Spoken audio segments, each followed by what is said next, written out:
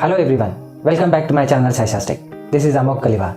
If you are new to my channel, please like, share, comment and subscribe my channel and press the bell icon for the latest updates.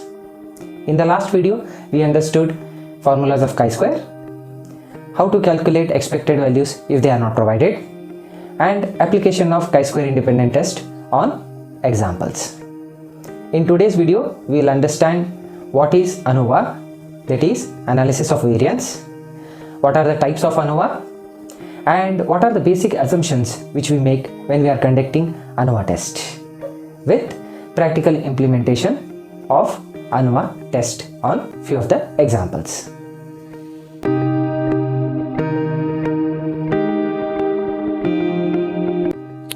ANOVA is a statistical technique that is used to check the means of two different groups, whether they are significantly different from each other. For example, if a group of psychiatric patients are going for different therapies like medication, counseling and biofeedback. Now you want to understand which therapy is better than the other. You can use ANOVA test. Similarly, if students from different colleges are taking the same exam and you want to understand that which college is outperforming than the other, you can use ANOVA test. As we have understood the examples and the definition of ANOVA, let us understand what are the assumptions which we make while conducting ANOVA test.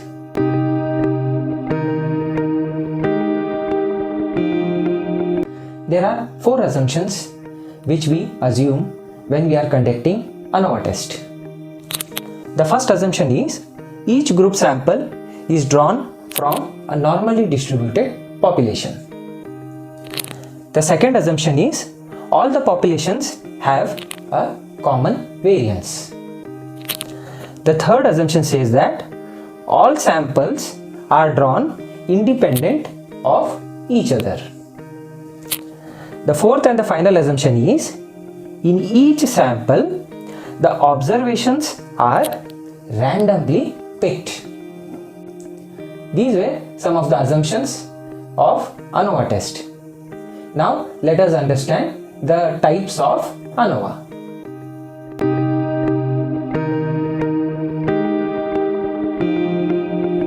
There are two types of ANOVA, one-way ANOVA and two-way ANOVA. In two-way ANOVA, we have further bifurcation, without replication and with replication. One-way ANOVA, it is used when you want to test two groups to identify the difference between those groups. Two-way ANOVA without replication, it is used when you have one group and you are doing double testing on the same group. For example, if you are testing a group of people before and after medication to understand whether the effect of medication is on the group of people.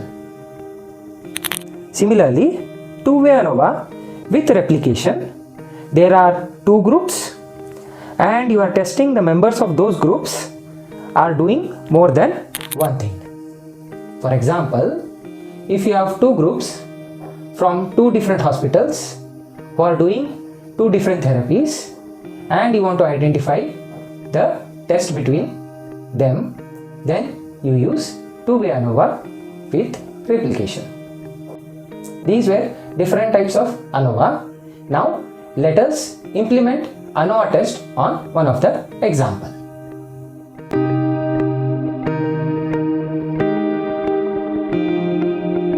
Three different groups of students were given three different memory pills and all the students have taken up exam. Now you want to identify whether the pills has effect on the performance in exam. The results of the exams were recorded and which were as follows. Group 1, Group 2 and Group 3, we have 3 students in each of the groups and they have scored as 321 in Group 1, 534 in group 2 and 5, 6, 7 in group 3. In step 1, we are defining null and alternative hypothesis. Null hypothesis says that the pills do not have an impact on the performance in exam. As alternative hypothesis is contrary to null hypothesis, the pills have impact on the performance. In step 2, we are defining the significance level. The significance level which we have considered over here is 10%. That is, alpha is 0.1. In step 3, we are calculating F statistics value. F statistics value is calculated as a ratio of sum of square between divided by degrees of freedom degrees of freedom of sum of square of between to sum of square within divided by degrees of freedom sum of square within. Now, sum of square between is calculated as summation of n into x bar minus mu the whole square. Here n represents the number of people in the group, x bar represents the mean of the group, and mu represents the population mean. Hence, substituting the values of all the group into the formula, we get SSB is equal to 24.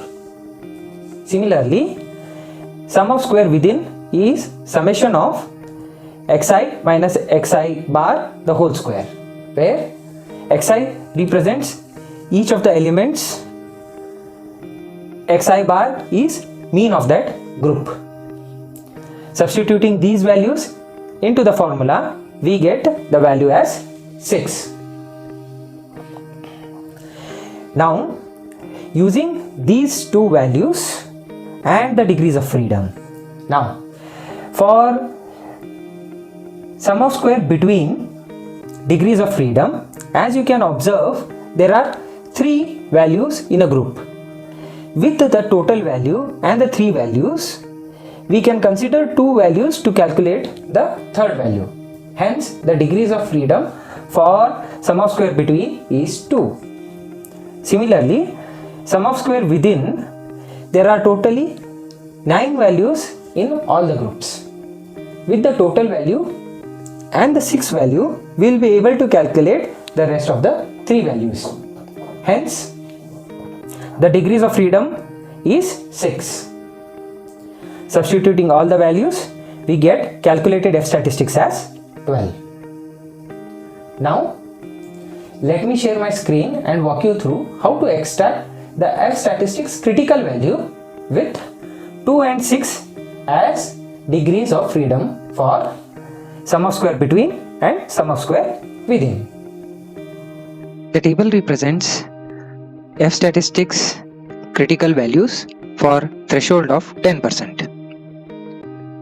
Row wise represents the degrees of freedom for denominator, which is degrees of freedom for sum of square within, and the column wise values represents degrees of freedom for sum of square between. As we have 6 degrees of freedom for sum of square within and 2 degrees of freedom with the sum of square between, the value comes out to be 3.4633. This is the F critical value. As we have understood from the table, the F statistics critical value is 3.46330. The value calculated F statistics is 12, which is way higher than 3.46330, which means we should reject null hypothesis. This shows that the pills have an impact on the performance in exam. This was one of the example of ANOVA test. If you like my video, please like, share, comment and subscribe my channel and press the bell icon for the latest updates. Thank you.